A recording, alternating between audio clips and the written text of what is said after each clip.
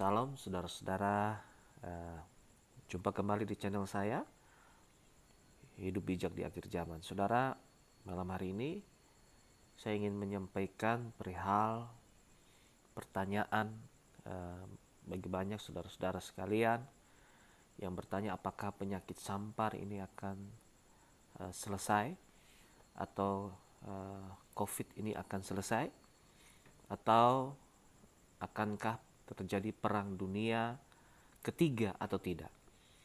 Jadi pertanyaan ini saya akan mencoba menjawab menurut penafsiran saya.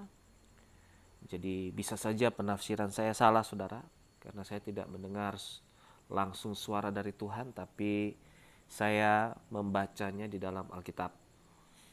Seperti yang sudah saya jelaskan waktu yang lalu di materai yang pertama, bahwa kita akan masuk di materai kedua, yaitu materai kedua berbicara mengenai perang.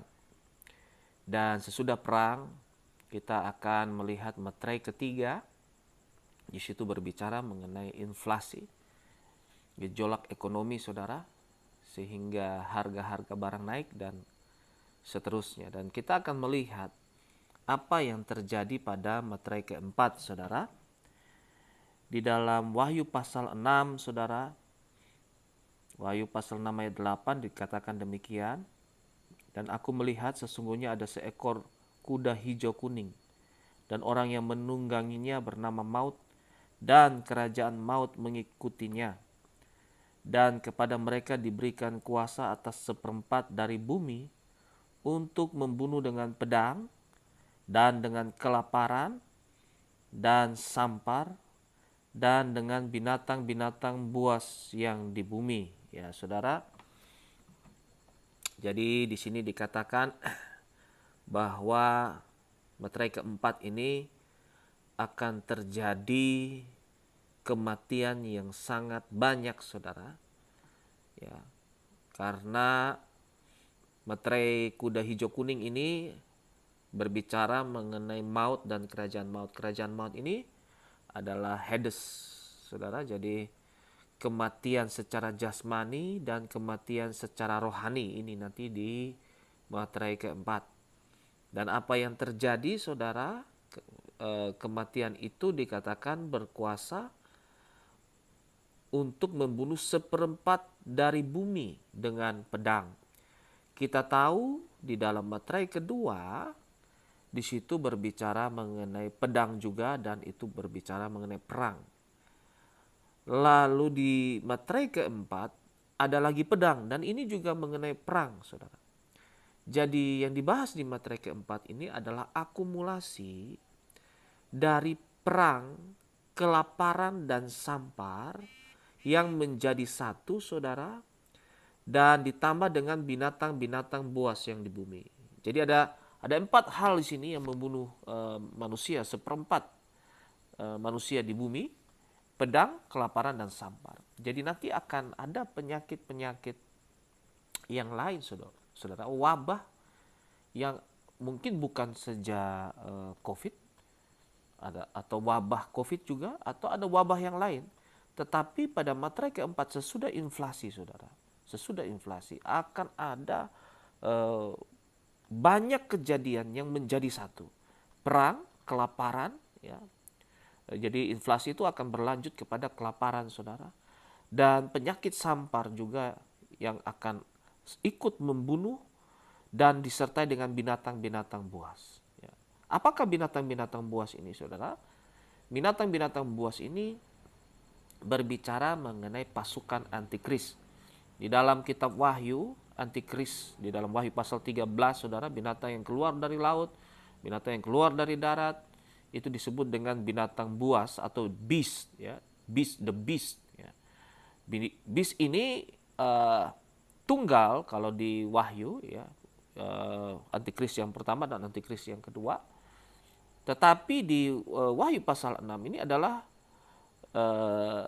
binatang-binatang buas, jadi beast, ya. Jadi ini berbicara mengenai pasukannya antikris yang akan ikut membunuh ketika materai keempat terbuka, saudara. Ya. Jadi yang saya mau katakan di sini, saudara, setelah nanti inflasi terjadi, menurut penafsiran saya, maka kita akan mengalami kegoncangan yang sangat besar, saudara. Karena ada akumulasi dari perang, inflasi yang mengakibatkan kelaparan, dan penyakit sampar yang tambah berat, saudara. Ya, penyakit sampar yang berikut ini akan membunuh lebih banyak lagi manusia, saudara. Dan ditambah lagi dengan pemaksaan yang luar biasa oleh pasukan-pasukan antikris yang berkuasa di bumi. Jadi saya mengatakan bahwa penyakit sampar akan terus terjadi, saudara, dengan versi yang sama ataupun berbeda, akan lebih dahsyat lagi. Perang dunia akan menjadi perang dunia ketiga bisa saja terjadi karena akan ikut membunuh seperempat manusia di bumi.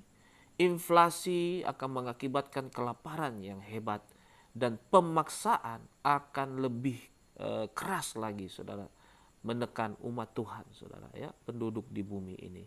Kiranya sebelum itu kita berdoa supaya pengangkatan atau rapture itu segera terjadi, ya.